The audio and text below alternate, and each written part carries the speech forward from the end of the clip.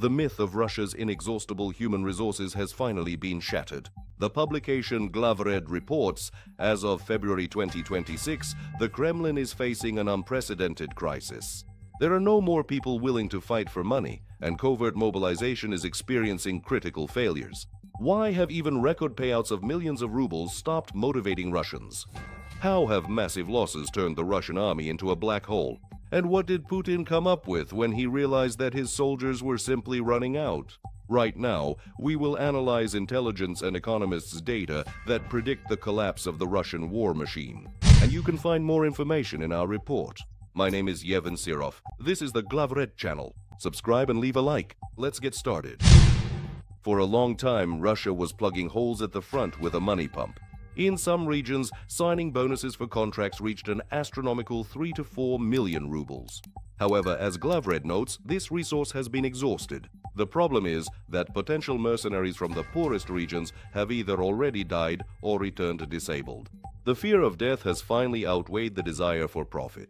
An even more catastrophic shortage of workers at civilian enterprises has forced businesses to raise salaries in order to retain staff. Now, working at a factory in the rear is becoming a more profitable and, more importantly, safer alternative for a Russian than a trench near Kupiansk.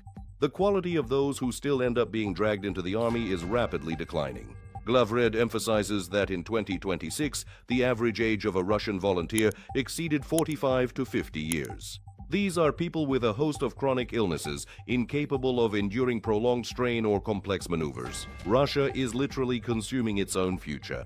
The mass death of young men and the flight of hundreds of thousands of specialists abroad have created a demographic hole that will be impossible to fill for decades. The Russian General Staff is in a panic. To maintain the intensity of their offensive, they need at least 30,000 new soldiers per month, but the actual recruitment numbers barely reach a third of that amount. The occupiers are forced to throw technicians, cooks, and even wounded soldiers who haven't fully recovered in hospitals into battle. Putin is faced with an impossible task: either announce a full-scale official mobilization, close the borders, and impose martial law across the entire country, or admit defeat and retreat. However, open mobilization carries a huge risk of social upheaval. The Glavred article points out that the Kremlin fears the reaction of the major cities, Moscow and St. Petersburg.